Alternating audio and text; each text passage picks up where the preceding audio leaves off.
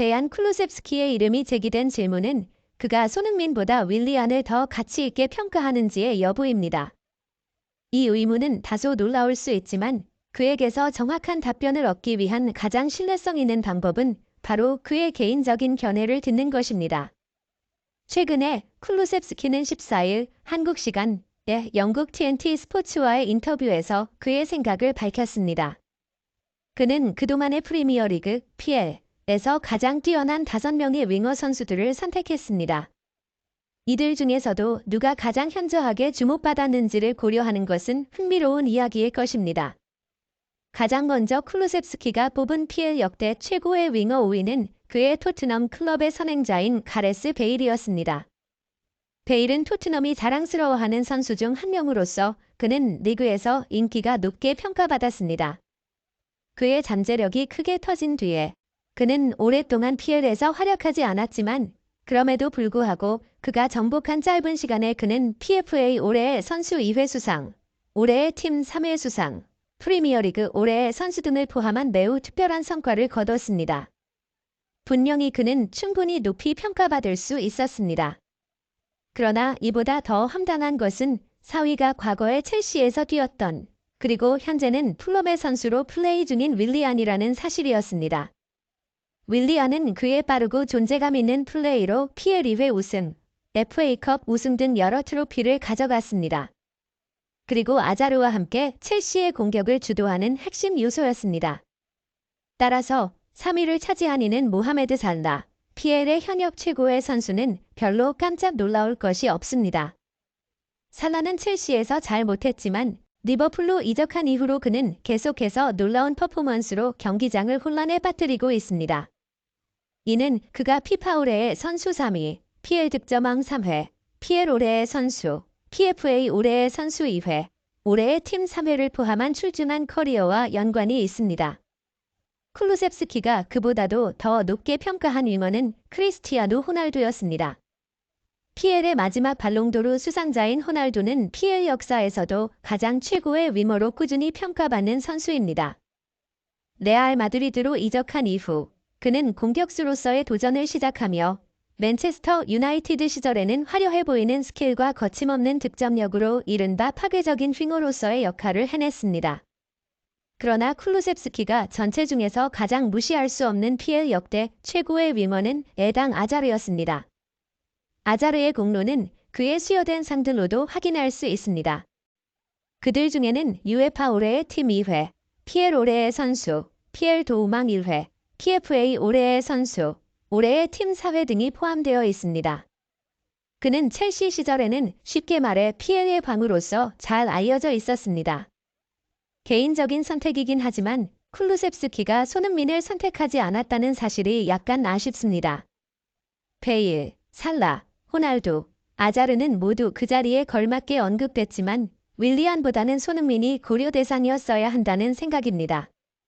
손흥민이 PL 득점왕, PFA 올해의 팀 등의 개인상을 받았던 것을 감안할 때 그가 윌리안을 초월한 선수라는 사실이 명백해 보입니다. 또한 손흥민이 발롱도르에서 11위를 차지한 것을 고려하면 그가 얼마나 뛰어나고 중요한 선수인지 강조할 필요는 없을 것입니다. 잉글리시 프리미어리그 EPL 맨체스터 유나이티드 맨유의 전설 중 한 명인 게리 네빌은 올 시즌 손흥민을 연구 대상으로 삼았다. 해설가로 활동 중인 그는 손흥민의 부활을 바라보며 놀라움을 금치 못하고 있다. 솔직히 끝난 줄 알았다. 이는 표현을 쓰면서 손흥민의 부활 활약을 미스터리라고 짚었다. 뚜렷한 내리막을 걸었던 선수가 한 시즌 만에 최고의 활약을 펼치는 게 현실적으로 나오기 힘든 상황이기 때문이다. 전체적인 현지 언론들의 반응도 엇비슷하다. 손흥민에게 올 시즌은 힘든 시기가 될 것으로 여겨졌다. 지지난 시즌 EPL 득점왕에 오르며 최고의 선수로 올라섰으나 지난 시즌 추락에 고전했기 때문이다. 23골에서 10골로 리그 득점이 하락한 부분만 봐도 하향세가 느껴졌다. 부진의 부상까지 겹쳐 쉽지 않은 길을 걸었다. 올 시즌을 앞두고 영혼의 단짝 해리 케인마저 독일 분데스리가 바이에른 뮌헨으로 이적해 손흥민이 위력을 되찾기 어려울 것이라는 게 중론이었다. 하지만 전망은 완전히 빗나갔다. 시즌 초반 손흥민은 또 다른 모습으로 부활에 성공하며 토트넘을 넘어 EPL 최고 반전 스타로 우뚝 섰다. 새롭게 주장 완장을 차고 토트넘을 잘 이끌며 부활이라는 글자를 아로 새겼다. 토트넘의 리더이자 정신적 지주로서 좋은 모습을 이어가고 있다. 팀을 위해 헌신하면서도 EPL에서만 8골을 폭발하며 득점 중간 순위 3위에 올랐다. 눈에 보이지 않는 화력과 보이는 성과를 모두 드러내며 날아올랐다. 손흥민은 올 시즌 초반까지 왼쪽 윙포워드로 주로 뛰었다. 기존 포지션을 그대로 소화했다. 이전과 다르게 눈에 띄게 슈팅을 자제했다. 도움이 구실에 충실했다. 하지만 케인의 빈자리가 느껴지자 원톱으로 변신했다. 그리고 곧바로 골 폭풍을 몰아쳤다.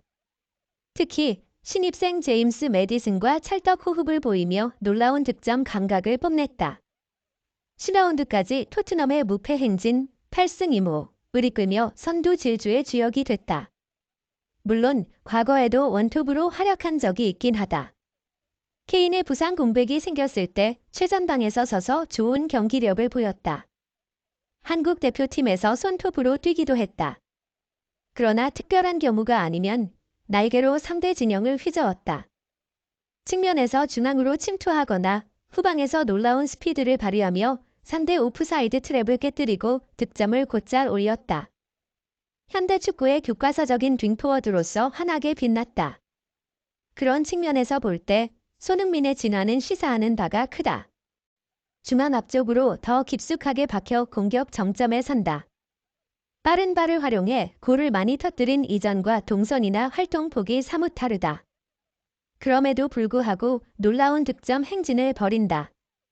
스피드를 활용할 수 있는 공간이 이전보다 좁아졌지만 날카로운 공격력을 보이고 골 결정력은 더 끌어올렸다. 산전수전 다 겪은 베테랑 스트라이커처럼 쉽게 득점한다. 연구 대상이라는 말이 나오는 게 결코 무리가 아니다. 손흥민이 부활할 수 있었던 이유 중 가장 큰 부분은 역시 탄탄한 기본기와 탁월한 축구 지능이다. 양발을 다 잘 써 어떤 위치에서도 슈팅을 때릴 수 있다. 중거리 슈팅도 가능해 왼쪽 오른쪽 앞뒤에서 모두 위력을 발휘한다. 공간 활용에 대한 이해도도 매우 높다. 윙포워드로 뛸 때 케인과 동선 겹침을 피하며 좀 더 넓게 움직였다면 지금은 가장 앞에서 후방 동료들에게 공간을 내준다. 수비수들을 자신에게 끌어들이며 팀이 좋은 기회를 포착할 수 있는 발판을 마련한다. 해결사 임무도 담당한다. 본인이 침투할 때는 순간 스피드를 발휘해 좋은 공간을 점유하고 완벽한 피니시를 가한다. 공을 가지고 있지 않을 때도 쉴 새 없이 움직이고 상대 수비수들을 엄청난 속도로 압박한다. 공수에 걸쳐 모두 기여하는 손톱으로 거듭나고 있다. 손흥민은 올 시즌을 앞두고 치른 오프시즌 일정의 인터뷰에서 의미심장한 이야기를 했다. 지난 시즌은 정말 힘들었다. 토트넘에서 맞이하는 9번째 시즌은 저에게 더 특별한 순간이 될 것 같다. 지난 시즌 아쉬웠던 순간을 곱씹으며 부활을 다짐했다. 새로운 감독이 지휘봉을 잡고 케인이 이적하려는 분위기가 퍼져 남다른 각오를 다졌다. 스스로와 약속을 지키고 있다. 주장으로서 새로운 분위기에 적응하며 날카로운 손톱으로 진화했다. 2015년 토트넘의 새 둥지를 틀고 9번째 시즌을 치르고 있다. 어느덧 30대 나이에 접어들었다. 치열한 주전 싸움을 거쳐 EPL 최고의 스타로 성장했다. 이제 토트넘 내에서는 고참으로서 존재감을 드러낸다. 최근 부상자들이 나와 상승세에 제동이 걸린 토트넘이 믿는 구석은 역시 손흥민이다. 과연 대부분의 예상을 뒤엎고 화려하게 부활하며 연구 대상으로 떠오른 손흥민이 위기에 빠진 토트넘을 다시 한번 구원할 수 있을지 주목된다.